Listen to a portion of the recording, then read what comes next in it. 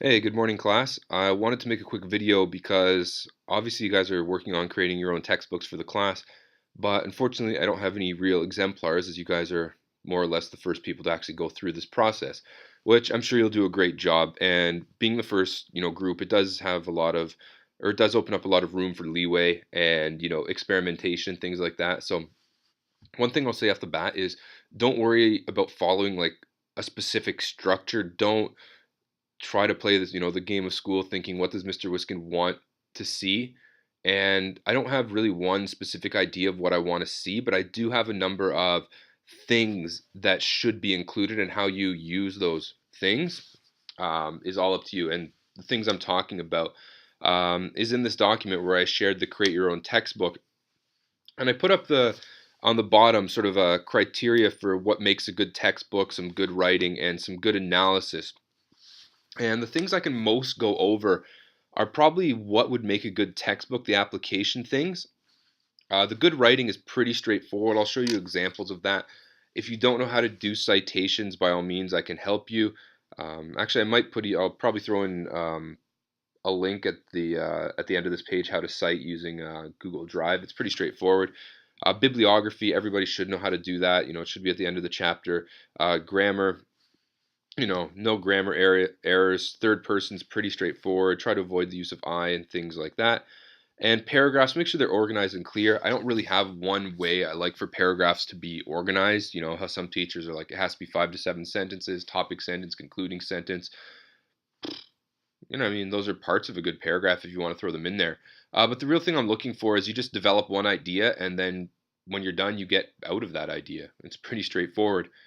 And what I will show you right now, before I go into sort of the criteria of good analysis, I'll show you some criteria for a good textbook, some examples. I have 3 examples, and you can pull and pick and choose some ideas from any of these as you wish and go from there. One of them is a TED book that I have, and it has some examples, especially of hyperlinking, consistent style, and I think a couple of it, visually appealing, and as well a textbook a grade 12 student at Markville created for grade 10 Canadian history for the genocide unit.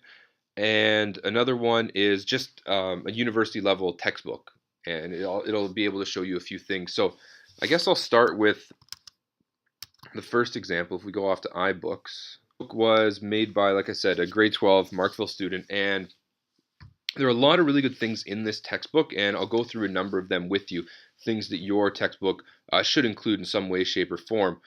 First one, what you'll see is a pretty nice style to it. You'll notice like all the fonts are really nice. It presents itself very well. So that's sort of one thing that you guys should be looking for, is how are you going to present and make the textbook look, visually appealing? Because I believe on one of them, it does say consistent style in terms there should be little or no surprises. The sections should look similar. Um, the tempo, the layout, the pattern of figures, illustrations. So you'll need to work as a group to get a consistent style, but it needs that, and also visually appealing in terms of illustrated for different learners, not too clustered. And this book does that as well. And I'll go through it relatively quickly. So there's only 3 chapters, I think. But you can see some nice quotes, some nice images, also, who the image is about, um, an interactive map if you want to click on them. If you want to actually use the interactive map, you can. So, you can click on things. If you want to throw an interactive map, by all means, do so. But again, there's images here that you can sort of go through. Whoops, sorry. Go back. There's groups of images if you want to go through with pictures and who they are, defining terms, things like that. Pictures are huge for a textbook because it's not good enough to just read about the information. You have to see it as best you can. And again, you can see the visually appealing layout, very clear, very straightforward. And again, they even have some like hyperlinks to, well, there's hyperlinks to different articles. We don't need to go through that. But, I think your textbook as well should have some hyperlinks to additional articles, additional suggested readings. And if we go back, here's a link for people who do want to do more. But saying that your textbook should, on the one hand, give the good groundwork for to make sure everybody understands your topic. But at the end of the day, they also should, if people want to study further, you should have those options for them. If we continue through, just one seminar article, again, another hyperlink, I do believe. Yep, takes us there. And what's really cool here, you can see some some bolded words, some of the key terms that are there. A little quiz if you wanted. Looking at the Holocaust here, again, you can see a number of different photographs, which is great. What's really good here is they have embedded videos. So you can watch some movies there. You can go through a number of images as well. Again, this is from, what's the movie? Schindler's List. If you ever wanted to watch, the movie there to help you understand. Lots of images here to help you get an understanding of what's going on in the Holocaust. Looking at the victims, audio files.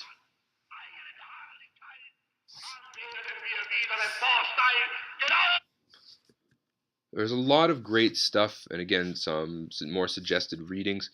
A lot of great stuff in this textbook. It's really clear, easy to follow. You can read through it from beginning to end. There's no grammar or spelling errors. They've looked at all those small details. Lots of movies to help further understand. Lots of images, videos embedded. Absolutely fantastic, to say the least. Oh, sorry, I went a little quick there.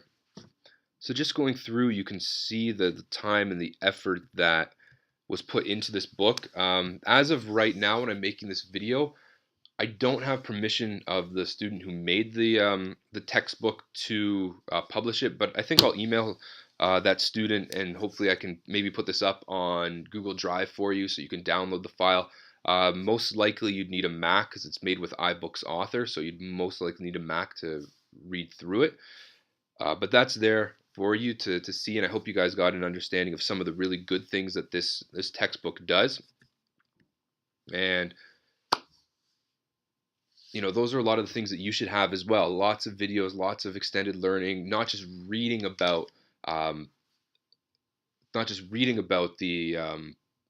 topics you're covering, but actually to see, to hear, and to more experience them. So look for those videos and opportunities for further learning. Which like the textbook covers a lot of that. There's no citations or bibliography at the end, but like I said, the student was not in my class. But the paragraphs are clear and organized, lots of grammar. I think another thing that came up, can we use like subheadings? Yeah, why not? If you need to divide by subheadings, by all means, you can do that, and you can see the textbook itself. There's headings. There's the memorialization, justice, Nuremberg trials, Nazi hunters, post-liberation. So if you want, by all means, use those subheadings to make sure that everything is clean and clear. The next one I'll go through and I'll show you this is from a grade, or sorry, not a grade. This is a university level textbook. I'll put this one up on, or I'll link to this file as well on the Create Your Own Textbook. And what this one is good for is, obviously I'm not expecting you to have the information in such depth as this book has. It's 756 pages. We have 25 students approximately in the class. You don't each have to write a 50-page single-spaced textbook.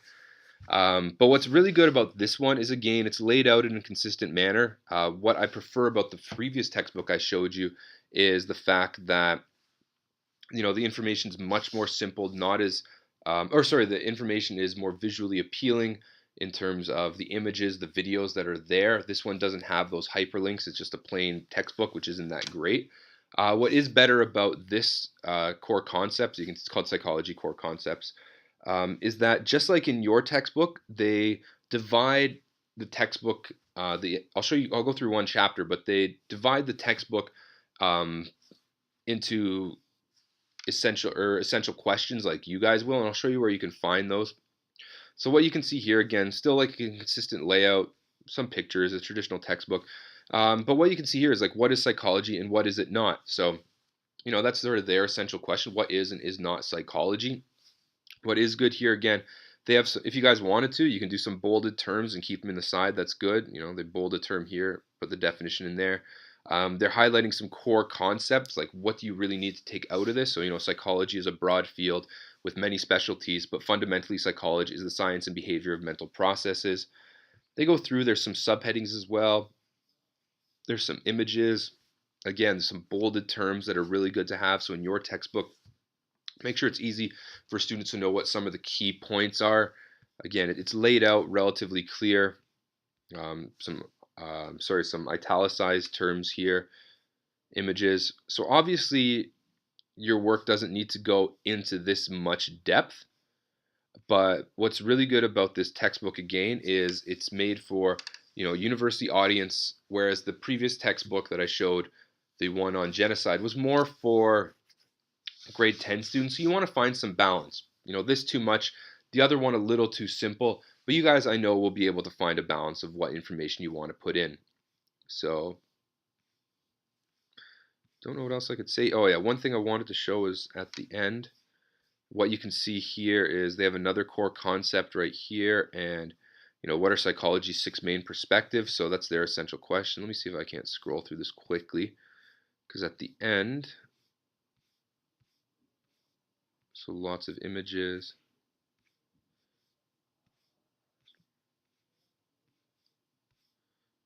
Shoot, they don't have it. See if it's at the end, because one thing I do want you guys to have, there we go. So that's at the end here.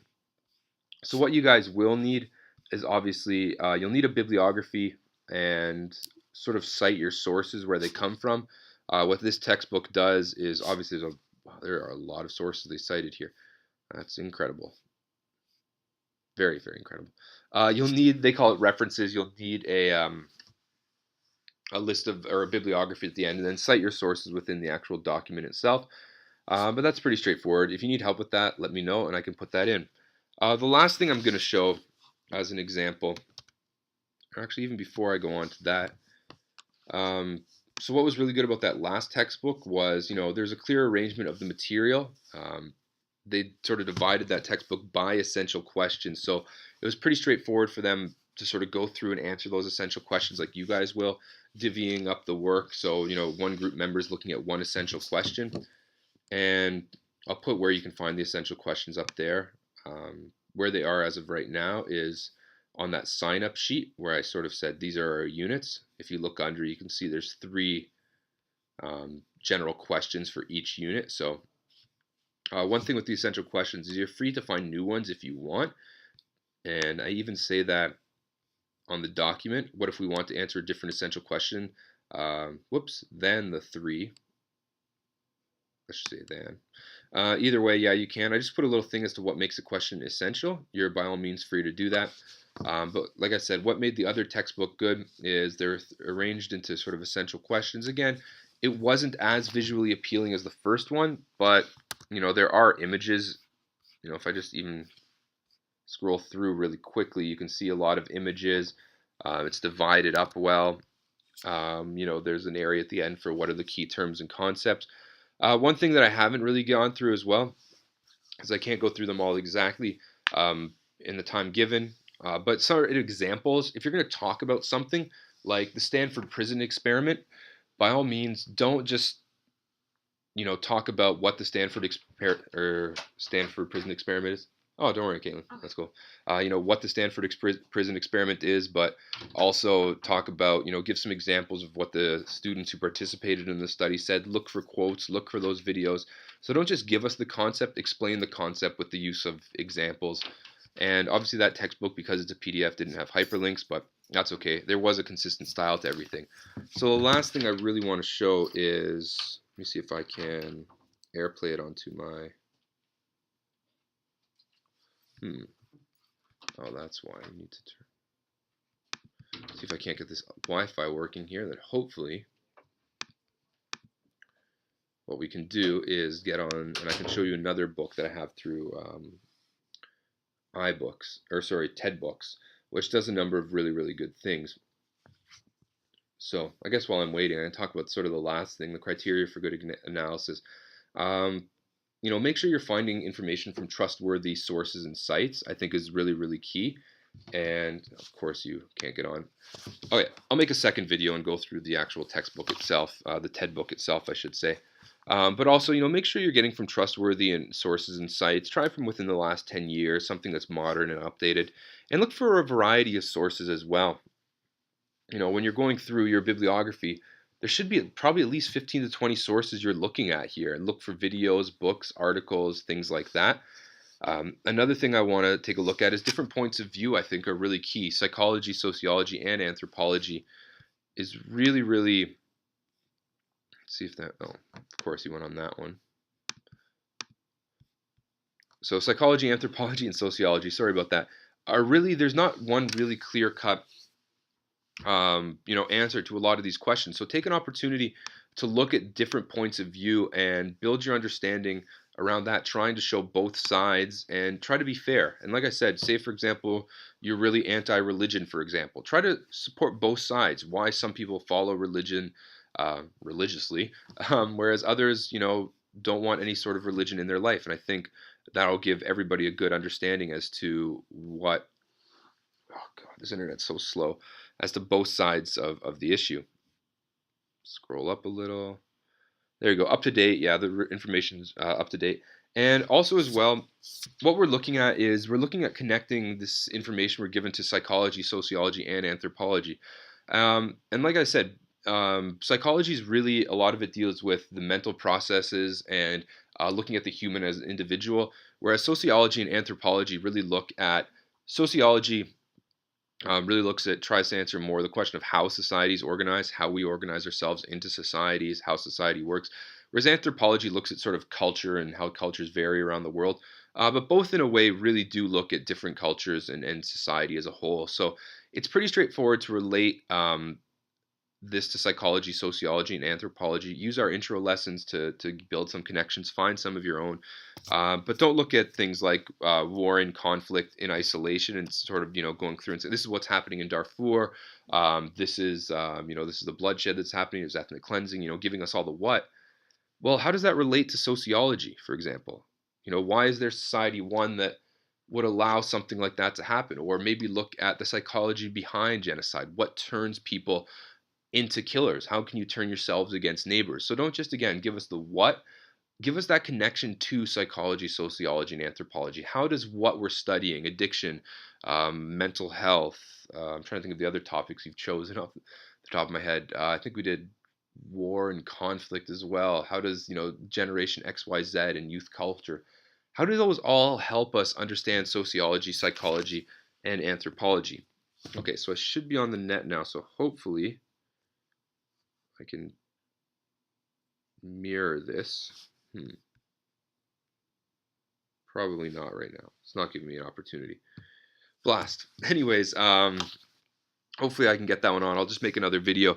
Show you guys another example of a TED book that you can use to create these textbooks. So that's all from me right now. I hope that was very helpful, giving you some ideas of what you can do with the textbook. So if you have any questions, by all means, let me know. And take care. Bye.